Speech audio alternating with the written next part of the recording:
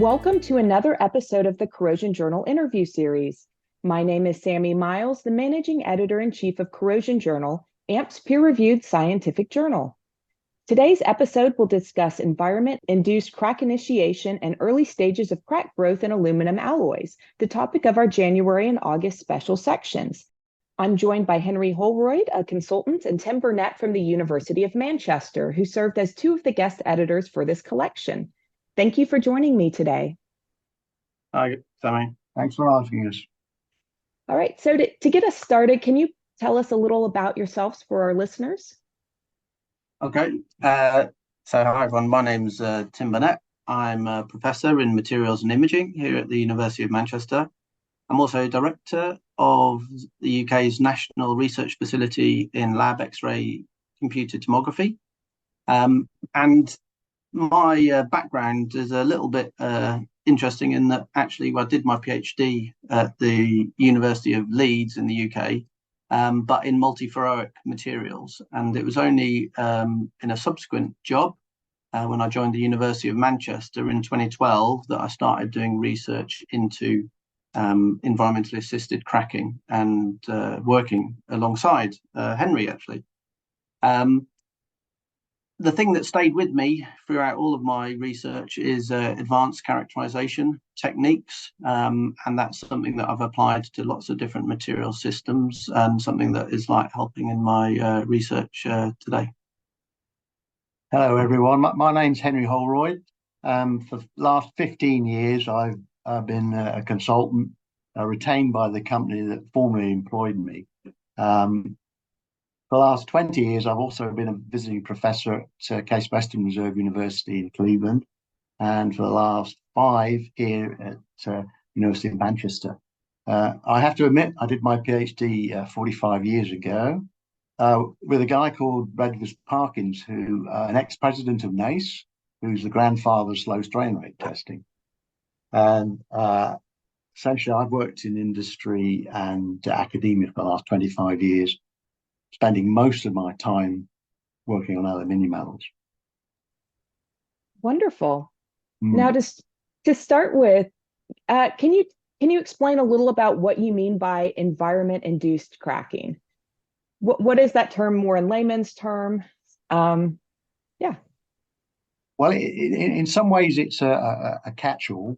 In the first paper we wrote in the review paper we wrote in the January edition of corrosion this year, the history goes back to the late 1890s, where phenomena such as spontaneous disintegration, seasoned cracking of aluminium, accelerated corrosion by stress. It was called different things, but essentially it was when you managed to produce subcritical cracking in something other than a vacuum. So you need a series of things to happen simultaneously. You need a microstructure that's susceptible. You need an environment that gives you the right type of attack, and you need the right stress conditions. It varies from different alloy to alloy what the best combination is, but we find some alloys will crack in water vapor, and they tend to be the stronger ones and the more modern ones. Those, for instance, would not crack particularly well in aggressive saline solutions. Several factors are important for initiation. So initiation is a subset of environment-sensitive fracture. And so we have concentrated in these two subsections on the initiation phase. So I hope that helps. It is many phenomena fit into environment-sensitive fracture. I mean, it can involve hydrogen brittlement. It can be what people would call a no dissolution cracking. So we came up with a term which we hope captured everything. And I know it didn't fit in exactly with corrosion. The journal's definition of this, and I think you call it environment-assisted cracking. Mm-hmm. Whereas, we forcefully say we want to call it this. So we deliberately did it because we wanted it to have a much wider meaning. So I hope that helps. Yes. And You talk about initiation. What counts as the initiation stage or early stages of crack growth? If I address this from two aspects, from a practical consideration, one could argue that the early stages of cracking is where it is only cosmetic. And in other words, it's not going to limit the performance of a structure or a product in real life.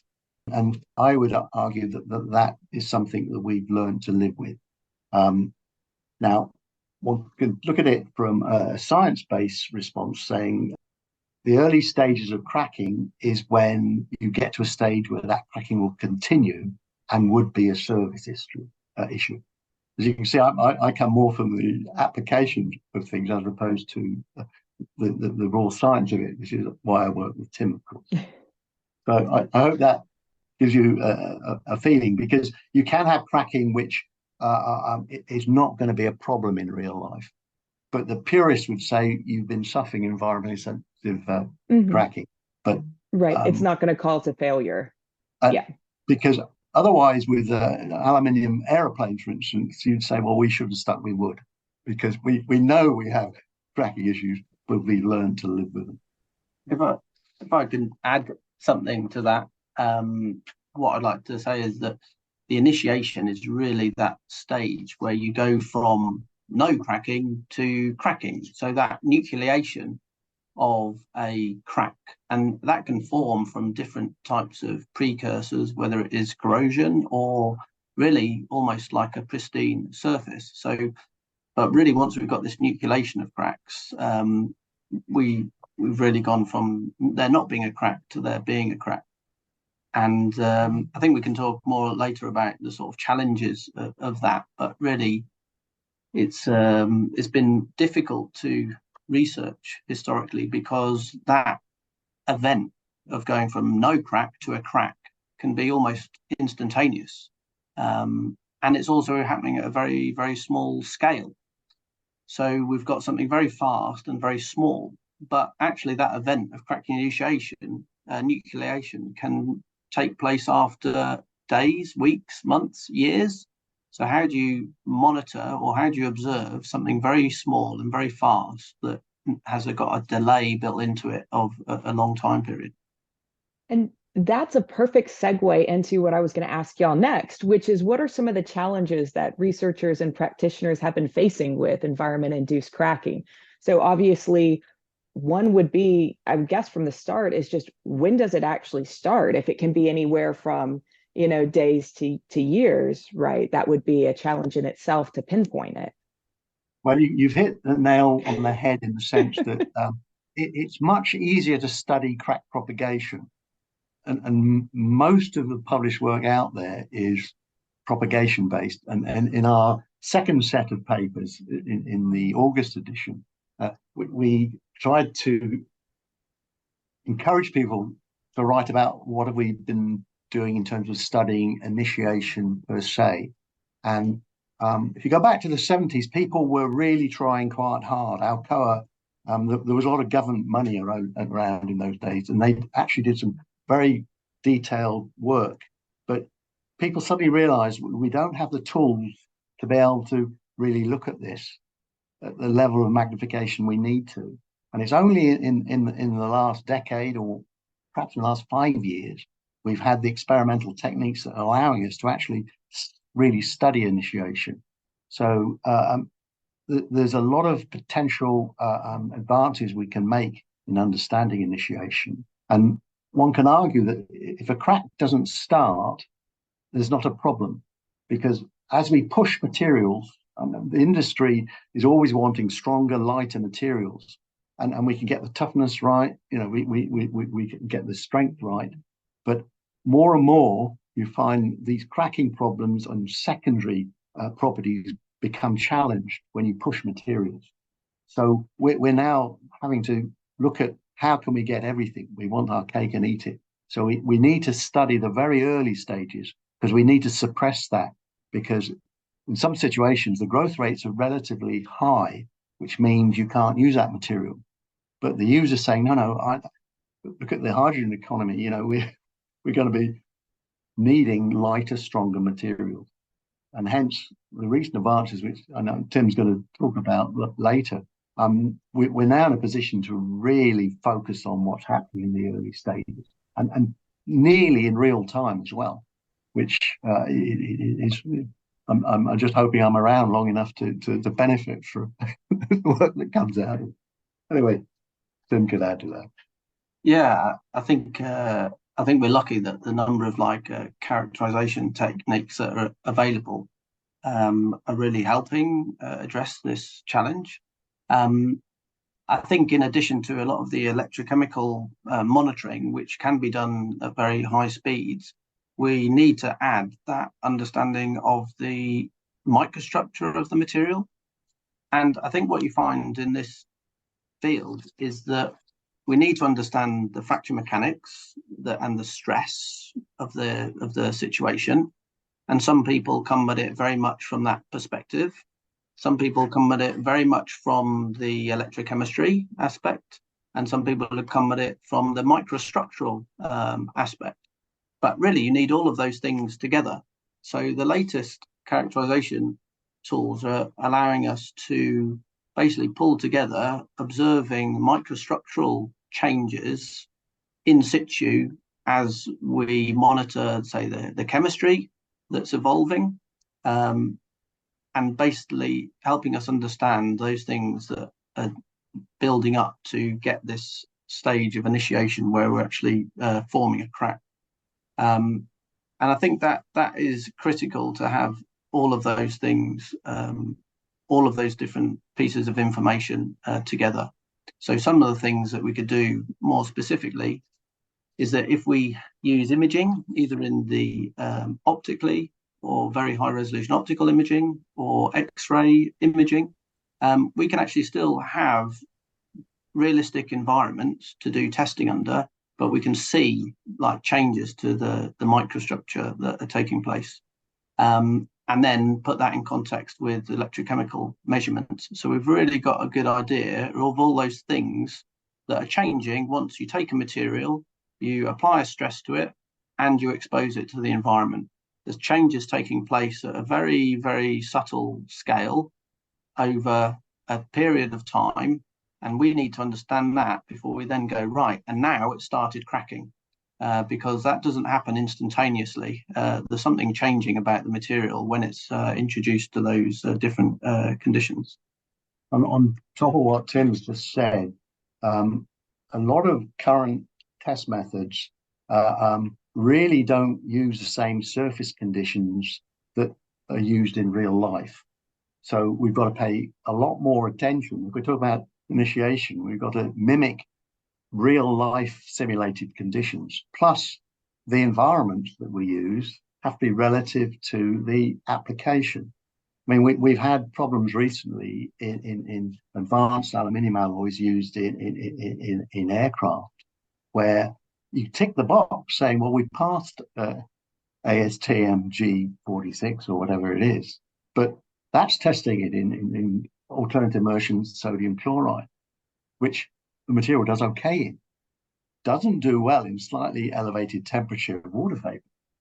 So there needs to be a moving of the times where we ensure with new applications, but also you've got additive manufactured materials coming in, which we don't have the same history base, knowledge base on how these are performing.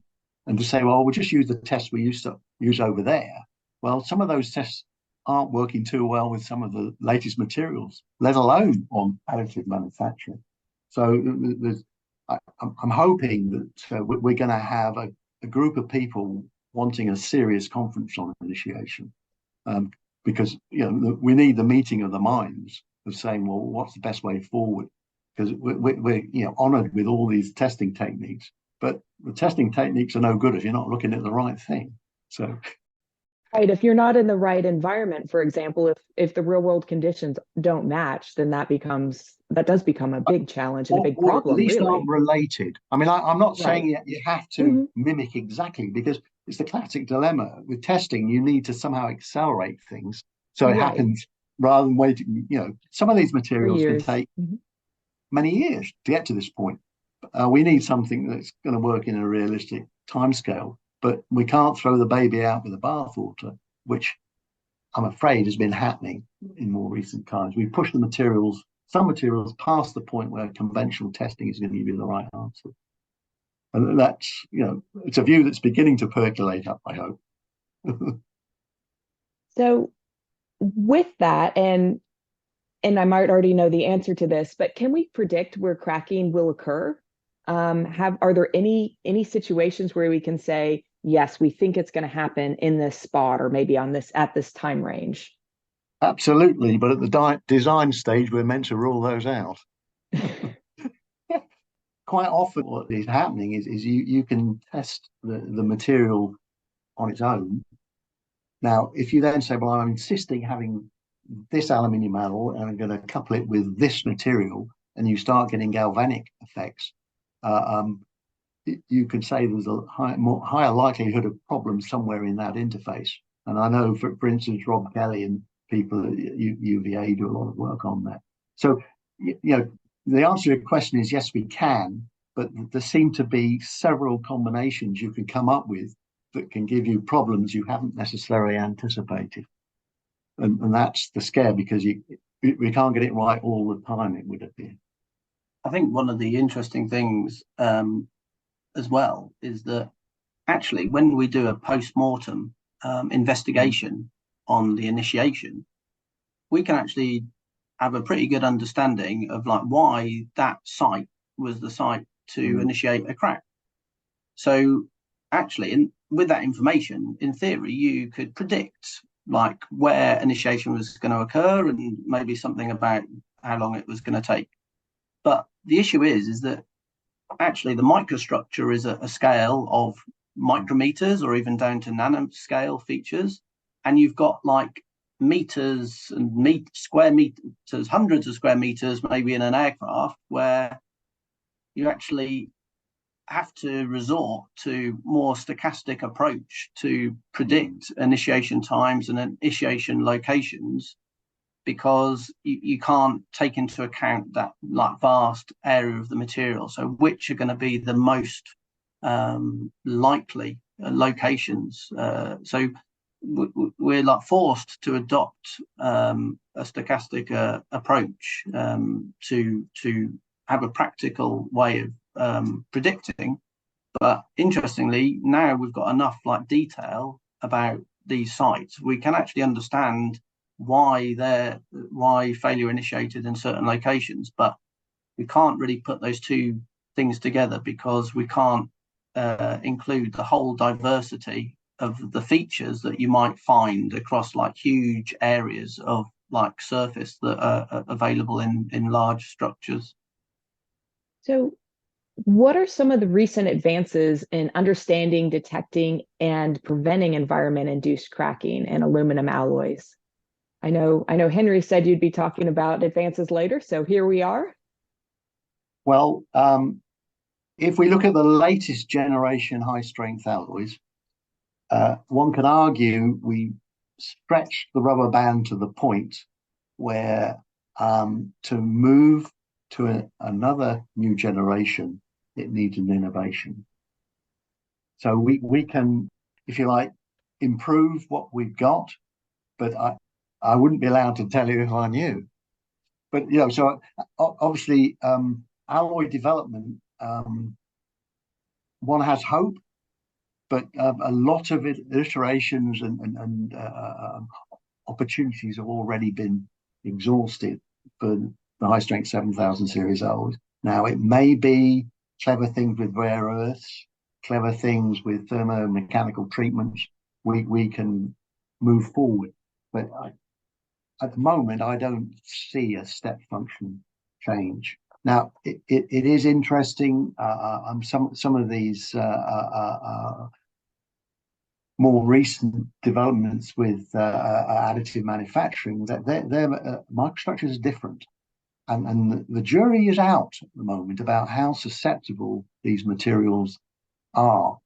And I don't think it's going to be like Henry Ford, because when you designed cars early on, you'd put something out, and if something fell off, you'd say, "Oh, we've got to try something different." In other words, we need to be more selective than that. So I don't think that there's an answer in terms of alloy development, other than something clever that comes out of additive manufacturing or other alternative casting techniques. I don't see a new magic alloy system that's going to come in. There's no, it's not like aluminium lithium alloys 20 years ago. Suddenly we're going to save our life. I think in the first review article, looking back over the development of aluminium alloys, we were able to show that actually, if you have like a 7000 series alloy, so with the additions of zinc and magnesium, there seems to be, so you add the zinc and the magnesium to have a higher strength material because you need more of the precipitates to form. But you reach a limit essentially to how much zinc, magnesium you can add to the alloy before you really just run straight into this issue of environmentally assisted cracking. And it's interesting that you can add different alloying additions to actually get a little bit further. So then keep a higher zinc and magnesium content and then actually still have good performance from your material. But we've maybe reached the limit, and it's a bit of a shame really that actually the highest strength materials that we can make are actually some of the very most susceptible to this phenomenon. But I think there is a lot of work at the moment to look at different heat treatment processes, which do again help improve that. But again, we think there's a limited potential to really take this system and sort of take it into a regime where like environmentally assisted cracking isn't a problem. And I think, still, again, what is difficult is that we have to go back a step with a lot of our investigations to understand the materials on a sort of more fundamental basis in terms of their microstructure and properties, to then understand the mechanisms, to then mitigate against those processes to have a better performance. So, and that each time you get an advance in the characterization techniques that you've got to be able to get better information, and a lot with modeling to actually be able to explore lots of the different compositions and heat treatments. Again, you have to, each time you get an advance in those techniques, you have to sort of go through that process to make sure you understand what's going on. And I think it's only when you get that understanding that you can then try and apply that to avoid that initiation scenario or this propagation scenario. And that means doing quite a lot of work, going back through and making sure you really understand what you've got. And unfortunately, the user is never satisfied, because you move the window we can operate in up a bit, and then they'll want to go further. So, I think we have an opportunity, as we said earlier, but because we can now actually really almost in real time see what's happening, you can learn a lot. And some of the things that we have assumed are not necessarily 100% correct. They need modifying. So, there's hope. But I also think that there are opportunities in terms of monitoring in real life, where we can have smart systems, because you don't necessarily need to know exactly where the problem is. If you're in a structure, you just need to know you've got a problem. Sometimes, we don't need to know, well, it's actually located exactly there. If we just know in this region here, we've got a problem, you then know where to look. Because earlier on, you say, do we know exactly where it's going to occur? Around a well, yeah, you've got an idea. Around a joint. But if it's occurring in an extrusion or plate away from there, you don't really know. And some of these structures are large. So, as you know, Right. ships, we had a problem. In planes, there are some UK trains who've got a problem at the moment, and it's stress corrosion related, or I should say environment. So you just touched on a couple of them, but what are some of the areas that we still need additional research in? Obviously, you've touched on some of the techniques and trying to get those. Well, you can push me into an area which you could say is something. I believe we were talking about cosmetic cracking right at the beginning. I believe some of these high strength materials can start cracking, but the cracking arrests, and that's it, right? And so we need to know more about that. Why in some alloys we can get cracks that clearly have started, and we can start them in the lab, but they're not a service problem because for some reason they've arrested. So we need to start understanding, well, what's causing that arrest, and then you build that into stronger and stronger alloys. So you actually live with the fact that, well, this phenomenon is going to occur, but we know it's not going to become an issue. So rather than saying you've got to have something that's absolutely free of the phenomena, we've pushed some of these systems so far we can't have that. So we now have to fall back on another line of defense to say, well, we'll have a little, but it's not going to cause us a problem. We can be slightly pregnant.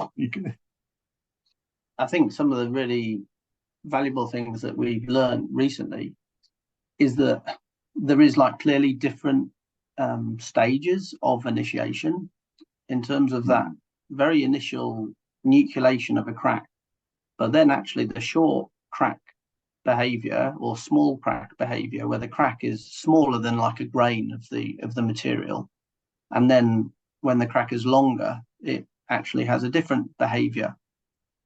Actually just us understanding that better is, again, there's new opportunity to investigate and potentially interrupt some of these processes. And then you could look to like surface treatments and things like that, which specifically are trying to counteract that mechanism. I think one of the real challenges that still remains, though, as well as needing to just do a lot more work on initiation in general, is that when you consider like an in-service scenario, the diversity of the environment is often really like difficult to track, especially when you think about aircraft and like things in ambient environment where the temperature can change drastically, or the humidity, or it can get wet and dry. All of these things really make it very, very difficult to see what effect long term will that have on initiation, what effect long term will that have on propagation. I think the other aspect of that, and again, most research doesn't get very close to doing this at the moment, is that we do a study on a material in the lab, and we might have a very, very good test, which is realistic environment, etc. But actually, when you integrate that material into a complete structure, you know, it's joined, it's coupled with other material, it's got a slightly different surface finish, it's got a coating system on it. So we talk of this complete stack up in terms of how that is integrated into a whole, you know, aircraft or a whole ship or a whole car. And actually, you've got a very different scenario. You add on to that this very diverse like set of environments that it will encounter during its lifetime, and you sort of start thinking, how can we possibly like cover all of those bases? So actually having really clever ways of monitoring like in-service scenarios in terms of like the temperatures, the humidity, the like environment, and also the stresses and things like that, and putting that together with a program of like testing and investigations into materials that starts to get towards that is like ultimately what is needed. But you hope we can use a lot of sophisticated modeling to help identify those things that are going to be the most important things, that are the really primary factors that are going to affect lifetime of a structure, to really target the research in a sensible area, because you can't really account for the entire complexity. That's just when you've got a final product and it's doing its job, and then you learn something from that. But hopefully you're not relying exclusively on that to get the information you need. One thing we've not talked about with initiation, it's about initiation of what? Because the very early stages, and I know you've had another podcast on pit to crack transition, right? So what are we actually talking about now? Where I'd be coming from is a transition from something that's cosmetic to something that's going to cause a problem. And we need to understand what's happening in the very early stages while it remains cosmetic. And there is some, experimental evidence that the activation energies controlling the very early stages are different to the later stages.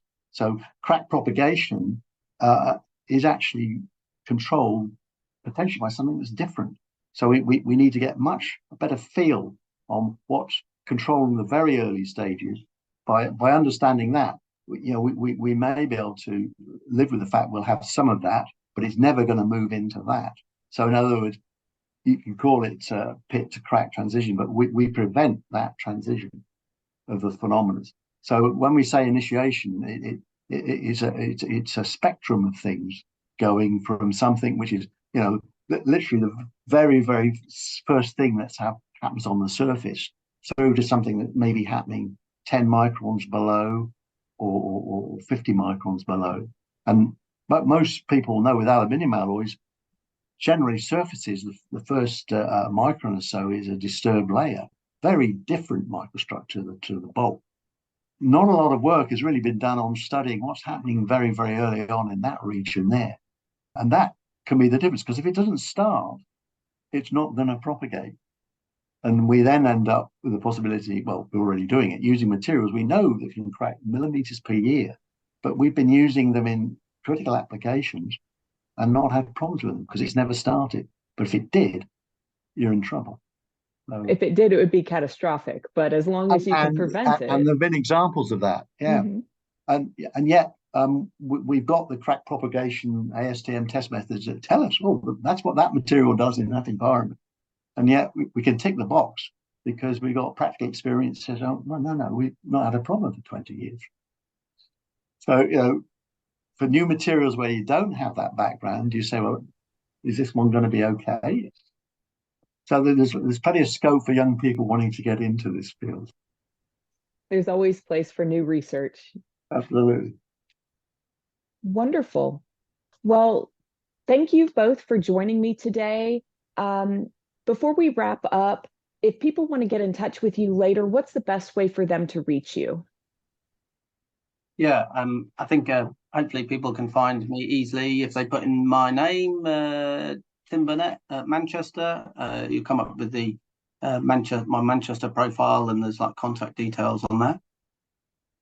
And with me, the easiest is just email henry.holroyd @ and then it's luxfer.com, luxfer.com. Perfect. And for those listeners who want to learn more about environment-induced crack initiation in aluminum alloys, please go to corrosionjournal.org and read our January and August issues. You can also search our website for additional articles because we've published a number over the years. And with that, I'm Sammy Miles here with Henry Holroyd and Tim Burnett. And thank you for listening to another episode of Corrosion Journal's interview series. You can subscribe to AMP Podcasts if you haven't already on Apple, Google, Spotify, and all the major distributors. If you want to learn more about the journal, make sure to visit corrosionjournal.org. You can find all episodes of AMP Podcasts on amp.org. That is ampp.org. We'll be back soon with another episode. Thanks for listening.